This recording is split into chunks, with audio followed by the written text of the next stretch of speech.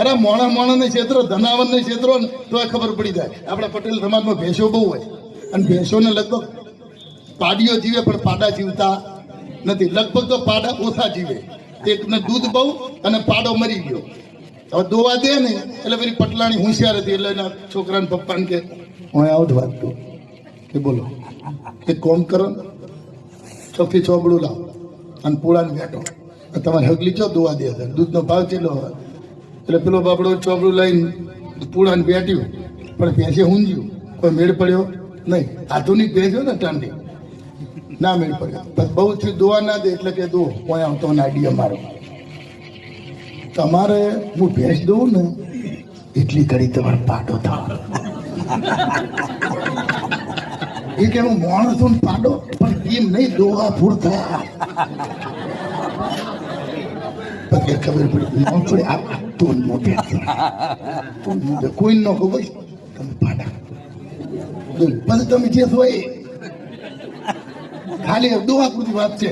તમારે દૂધ મીઠું લાગે મેલા લાગે તો ત્યાં હું આટલું બધું દૂધ ઇંગ્લિશન નહીં દોવા દેતું તમારે હગલું કોણ મેલ્યું ઇંગ્લિશન મેલ્યું ચોપડું બેઠું નહીં મેં. હવે તમે ખાલી પાડા થઈ દો ને એમાં હું હતો અમે તમારે 55-56 તો ત્યાં હવે શું વાંધો થઈ દો આગે સારું તારે કોઈને કઈ નહીં ન કહું બસ ટીન્યાનો જ્યાં કમળભાઈ છે કમળભાઈ અને કાળાનો પેલો કાબડો આવે ને કોબડો એ કોબડો લઈ અને ગમેણમાં ઊંઝો ટૂંટિયા મારે જોતો દશા હોની આ ટોલિયામાં હોવા વાળો ગમેણમાં ઊંઝો ચમ દૂધના હવા દી આ દરડી ડોવું ક્યાંથી લાવ્યો ભાઈ.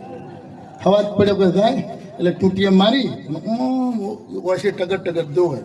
ભેંસ તો બચારી ગમે તો ભાડે નહીં એટલે બધું થાણ દોઈ લે પછી વળી બે હાથ તાળી લે છે ભેંસને છેતરી.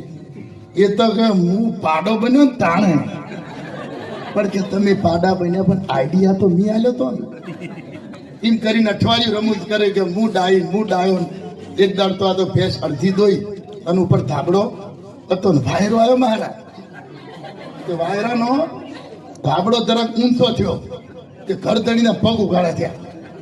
અડધું ડોયું તું ડોબાની નજર થઈ આમ સીધી નજર ગઈ એટલે પેલા બૂટ ઉઘાડે થયા ને પગ એટલે બૂટ હતા પાલિશ વાળા નવા. એટલે ભેંસ કે મારું બેટું અમારી પેટીઓમાં કોઈ જોડા ન પહેરે ને મારો દીકરો પાડો પાલિશ વાળા લાવ્યો તો નથી. ખબર પડી ઘરધણી લાગે તો એટલે તરત જ મેલ્યું ને ફાટું અરે ફાટું છોડ્યું દૂધ ના હવા દિયા થઈ પડ્યો પટેલ જેટો બાપડો અને પછી લાચાર પડ્યા ને ઓહો એકબીજાને હોમું ન દઉં તું ડાઈ હું ડાઈ બંધ થઈ ગયું. એટલે 8-10 દાડા થઈને તો ધનાવનને ખબર પડી જાય ભાઈ કોઈનું છેતરાતું નથી. હમણાં તમને કહું એક ગામડું હતું ને ગામડાની દુકાન હતી વાણિયા શેઠની